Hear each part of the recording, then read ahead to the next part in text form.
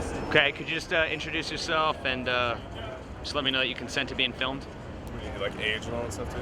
Just whatever. He's 21. I'm Isaiah Duran, 23 years old, Las Vegas, bang bang. I consent to being filmed for It's Complicated, a relationship series.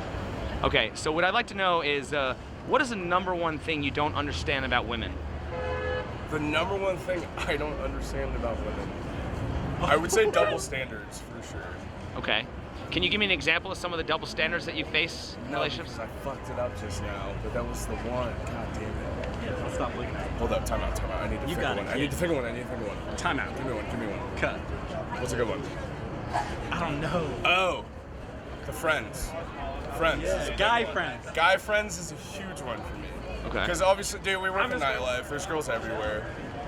We're not going home with different girls every single night. We're not hanging out with all these girls. And when we do, it's really like either business or just platonic, you know, because it's a lot of our friends that come in. And then you have your girlfriend that gets super mad that you're with all these girls all the time. And I'm like, dude, this is for work. It's not like we're out here trying to hit on all these different girls and all this stuff. But then the second that you say something about her being way too close with one of her guy friends, she freaks out and it's like, oh, what about you running around with all these girls all the time? That's my job. There's a difference between running around for work and running around for pleasure. You know what I mean? I've done quite a bit of research. I can give you some other double standards I think are pretty obvious. Why is it considered a woman's preference to reject a guy based on his height, but it's considered shallow when a guy rejects a woman based on her weight? That is a wonderful question. Okay. Look, here's the thing, right? Everybody just needs to mind their own business. People like what they like, man. I mean, there's somebody out there for everybody. I don't think it makes you shallow to have a preference as far as a physical attraction to somebody. Because let's be honest, it's 2019. Like that's the preference or the start of every relationship. You can't just not be physically attracted to somebody and then build a relationship on it. If the physical attraction isn't there, the relationship's probably not going to last 9 out of 10 times, you know? Okay. Here's one for you. What is the difference between a man who spoils his woman and a man who is whipped? A man who spoils his woman is generally, I would say, is generally more of like the controlling one in the relationship. A guy that's whipped is more of the passive or like submissive one in the relationship, and the female is the more dominant one. So would you say that if there's a woman who expects a man to expects to be spoiled in a relationship, is she kind of like expecting the man to be whipped? Here's my 2 cents on that exact thing, because I talk about that all the time, man. So all the time you hear women's rights, equal rights, all this stuff, whatever, right? You cannot expect to have an equal partnership and all this stuff when you have one guy putting in all the effort and taking care of everything, and then the girl wants to sit there and act like she's the one that needs to be taken care of, but then she's out there doing all these freaking slut walks with Amber Rose, and she's, you know, all about women and all this stuff, empowerment, but then you're depending on a man. You can't really, I mean, I can't vibe with that. Well, basically what I like to ask is, I say, is it fair to expect equality? Is it fair to expect equality without equal accountability? I do not think so. Okay. I think you should, if you're gonna expect, I mean, it's got to be equal for both. You know what I mean? Okay. Let's see. It's another double standard I have. I asked, okay, do you think men, okay, you asked about friends, right? Yeah. Do you think men and women can be just friends? 100%. Okay, so I ask women this. I say, if you asked your best straight single male friend if he'd hook up with you, what do you think he would say? Yes. Yes, what? It's science. He's got a dick. Okay, so then they can't be friends, but they can, but only if the woman sets Having the boundaries. sex doesn't make you more than friends, though. Well, you can be friends with benefits then, right? Well, I mean, you can fuck a prostitute, but are you friends? Okay. You know what All right, I'm saying? okay. All right, fair enough. That's an interesting point. Okay. Yeah, I mean, it doesn't, having sex doesn't make you more than friends. It means you had sex. Okay, all right, I like that. Let's see. Do you think most women would prefer a guy that wants a career or a guy that wants to be a stay-at-home dad? I think it depends on what that particular girl wants. Like me, for instance, right? I want a family and, you know, I want to have kids and settle down and all that stuff. Obviously not right now because I'm enjoying working in nightlife. But, you know, whenever that time comes, like, yeah, I mean, I think it'd be good. But I think that it really just depends on that girl's preference, because you have those girls out there that are like, oh, I don't want kids, or like I want kids right now, and then they kind of give a dude an ultimatum, and that's where they end up cutting sling and breaking up or whatever. But yeah, I mean, it really just depends on the girl. Just where she is in life. Yeah, what stage exactly. she's in. Well, I mean, because like a girl that's a woman that's 32 isn't gonna want the same thing as a girl that's 19 years old or 21 years old, Okay. And I mean, that's all based off life experience. Sure. Okay. What are the characteristics of a gentleman?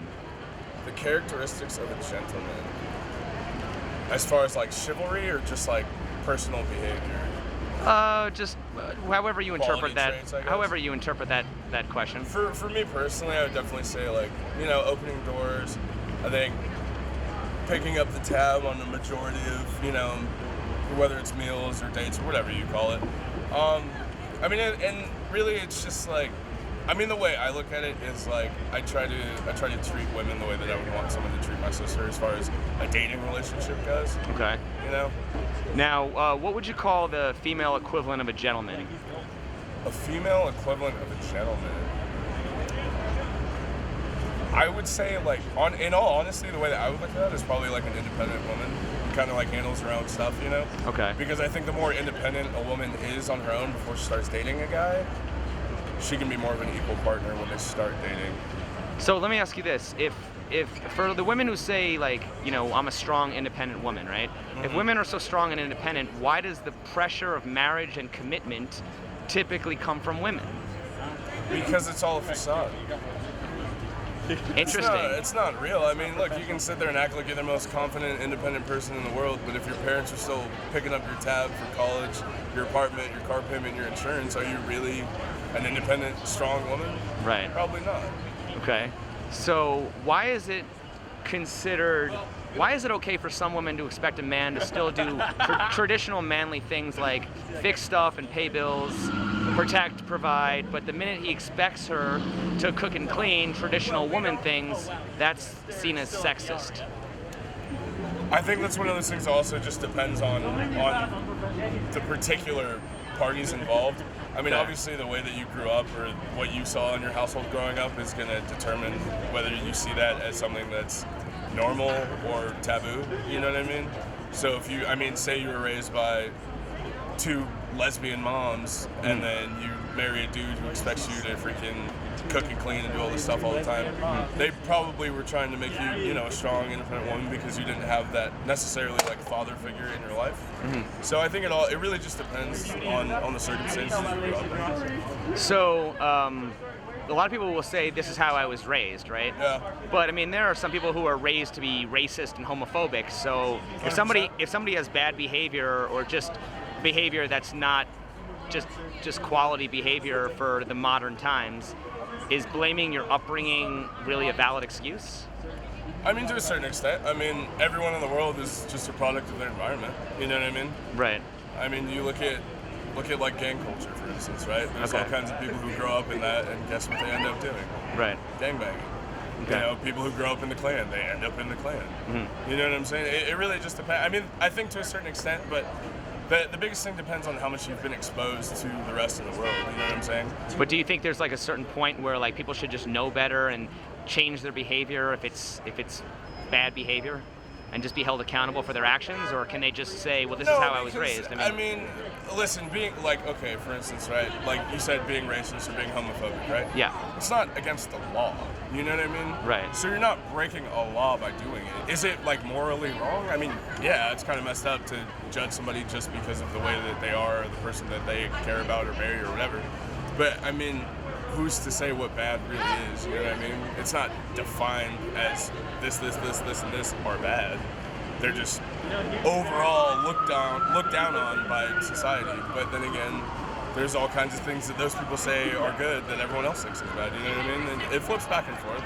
Fair enough. Okay. We can cut it there. I mean, unless there's anything else like you'd like to add, or Was it great? Yeah. No, it's great. Thank you. You got some good stuff?